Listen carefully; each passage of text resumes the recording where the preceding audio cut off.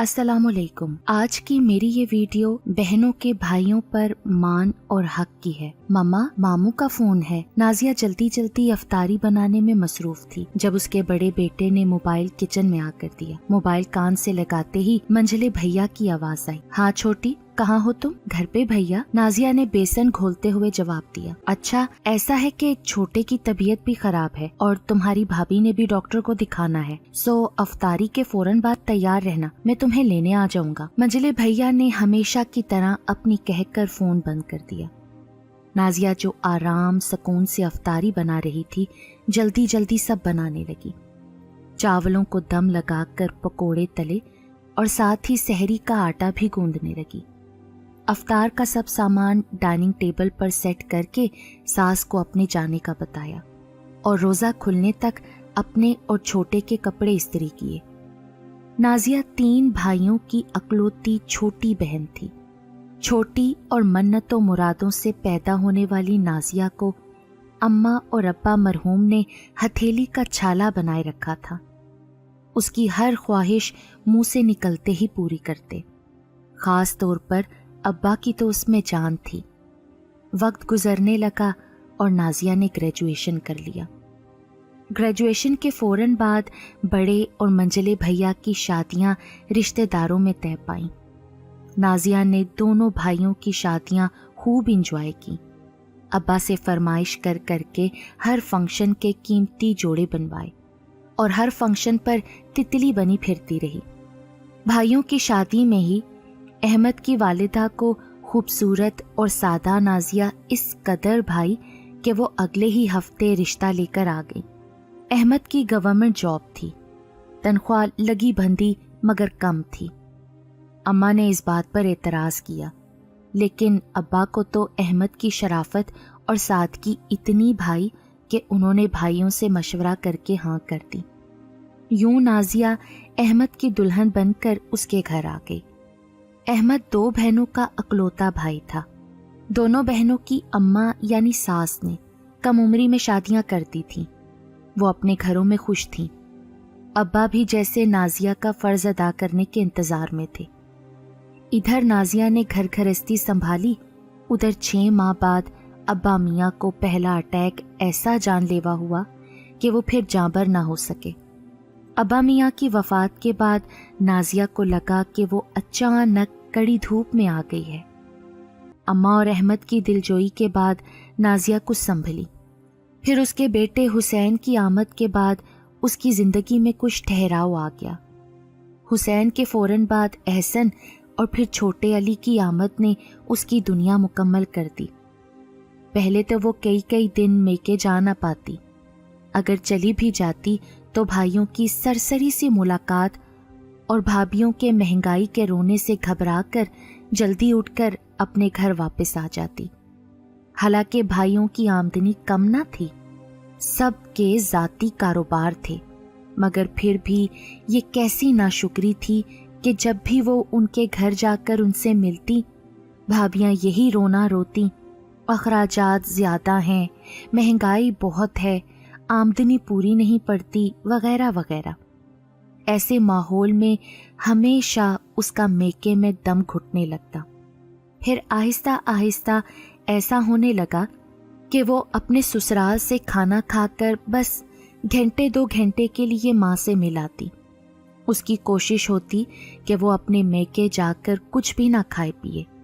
اس بار رمضان اپنی تمام تر برکتوں کے ساتھ آیا، لیکن احمد کی قلیل تنخواہ میں ساس کی بیماری، نندوں کی عیدیاں اور ماہ رمضان کے دوسرے اخراجات کی وجہ سے نازیہ کو بچوں کے کپڑے بنانا بہت مشکل لگ رہا تھا۔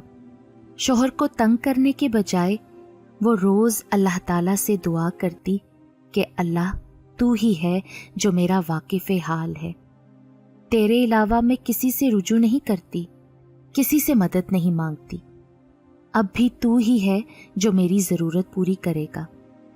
ہر نماز کے بعد دعا مانگ کر نازیہ کا جی ہلکا ہو جاتا کہ اللہ کوئی نہ کوئی سبب بنا دے گا۔ گاڑی ایک جھٹکے سے رکی اور ساتھ ہی نازیہ بھی خیالوں سے باہر آئی۔ 3 سالہ علی اس کی گود میں سو گیا تھا۔ डॉक्टर का क्लिनिक सामने था। मंजले भैया ने कहा, चलो नाजिया, तुम बच्चों को संभालो, मैं तुम्हारी भाभी का चेकअप करवा के आता हूँ। ये कहकर वो भाभी को लेकर चले गए और नाजिया अपने 3 साला बेटे अली और अपने भाई के 7 साला और 1.5 साला बेटे को लेकर बाहर निकली और वेटिंग लाउंज में उनका इंतजार करने लगी। डॉक्टर के वेटिंग लाउंज में वो एक बच्चे को संभालती तो दूसरा सोफे से उतरकर भागने लगता, दूसरे को संभालती तो तीसरा तंग करता। तीनों को संभालने के चक्कर में नाजिया हलकान हो रही थी। खुदा खुदा करके भाई और भाभी बाहर आए। फिर भाई अपने 1.5 साला बेटे को चेक करवाने दूसरे डॉक्टर के क्लिनिक चले गए। नाजिया फिर दोनों बच्चों के पास बैठी थी। उसका बेटा अली मोबाइल लेकर सोफे पर बैठकर कार्टून देखने लगा, पर भतीजा कभी कहता फूफो प्यास लगी है, कभी वॉशरूम जाना है, कभी भूख लगी है। नाजिया बहला बहला कर थक गई। इतने में भाई भाभी भी अपने बेटे को चेक करवा कर वापस आ गए तो नाजिया की जान में जान आई। शायद अब भाई घर जाने की बात करेंगे, क्योंकि वो वैसे ही अपने घर में काम कर कर के थकी हुई थी। लेकिन भाई ने कहा, बच्चों के ईद के कपड़े लेने हैं, क्यों ना शॉपिंग करने जाएं। मरता क्या ना करता के मसादिक नाजिया ने कहा, जी जी भाई, जैसी आपकी मर्जी। और भाई के साथ वो एक बड़े शॉपिंग सेंटर आ गई। भाई और भाभी ने हस्बे मामूल बच्चे नाजिया के हवाले किए और खुद शॉपिंग में मसरूफ हो गए। नाजिया कभी एक बच्चे को संभालती तो दूसरा किसी गैलरी में निकल जाता, दूसरे को संभालती तो पहला किसी दुकान में घुस जाता। बेहद रश की वजह से नाजिया बहुत घबराई हुई थी कि अगर किसी बच्चे को कोई नुकसान पहुंचा तो भाई क्या कहेंगे। बच्चे उसकी नज़र बचाकर दुकान में भाई भाभी के पास चले जाते तो भाई बाहर आकर उसे डांटते, नाजिया इनको तो पकड़ो यार, एक जरा से बच्चे तुमसे नहीं संभाले जाते। वो रूहानसी होकर कहती, जी जी भैया, मैं देखती हूँ, आप फिक्र ना करें। रात के 12 बजे उनकी शॉपिंग खत्म हुई। नाजिया निढाल सी हो रही थी। भाई ने अब हुक्म दिया कि घर चलते हैं। लाशऊरी तौर पर नाजिया इस बात की मुंतज़िर रही कि भाई भाभी उसके लिए ना सही तो उसके छोटे बेटे अली के लिए कोई सूट, कोई शर्ट, कोई खिलौना लेकर आएंगे। लेकिन जब गाड़ी में भाभी ने एक एक करके उसको अपनी, भैया और अपने बच्चों की शॉपिंग दिखाई तो वो बस बहुत अच्छा है ये कहकर मुस्कुरा दी। वापसी का सफ़र बहुत तवील और थका देने वाला था। ये ना था कि नाजिया को कोई लालच था अपने भाई और भाभी से, बस एक मान था जिसकी वजह से उसने उम्मीद बांध ली थी। थक कर गाड़ी की सीट पर सर रखा तो अंधेरे में एक आंसू निकलकर गिरेबान को भिगो गया। घर आकर एक अजीब सी बेचैनी, बेकसी और बेकरारी थी जिसकी वजह से उसे नींद नहीं आ रही थी। बार बार दिमाग में एक ही बात आती थी कि भाई ने अपनी अकलौती बहन को किस तरह साइड पर कर दिया। भाभी तो भाभी, भाई को अपनी अकलौती बहन का कोई ख्याल नहीं आया। उसका ना सही उसके बच्चे का ख्याल तो कर लेते। बिलाखिर सहरी का वक्त हुआ। नाजिया ने सहरी बनाई, खुद खाई और अहमद को दी।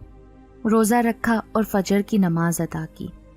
अहमद नमाज पढ़ कर आए तो अपने कमरे में आराम करने चले गए और नाजिया सजदे में गिर गई और अल्लाह ताला से रोकर दुआ करने लगी, ऐ मेरे अल्लाह, तू ही मेरा वाकिफ़ हाल है, तुझी से मदद मांगती हूँ। मेरे बच्चों के ईद के कपड़ों का कोई आसरा कर दे। दुआ मांगकर वो पुरसकून हो गई, जैसे अल्लाह ने उसकी सुन ली हो और बस उसकी दरख्वास्त पर अमल दरामद होने वाला है। शाम को अफ्तारी का सामान सेट करते हुए नाजिया ने देखा कि अहमद आज कुछ ज़्यादा खुश और मुतमईन लग रहे थे। रात को कमरे में आते ही उन्होंने 15,000 नाजिया के हाथ पर रखा कि ये लो नाजिया, अपने और बच्चों के ईद के कपड़े ले लो। नाजिया ने हैरत से पूछा, इतने पैसे कहाँ से आए?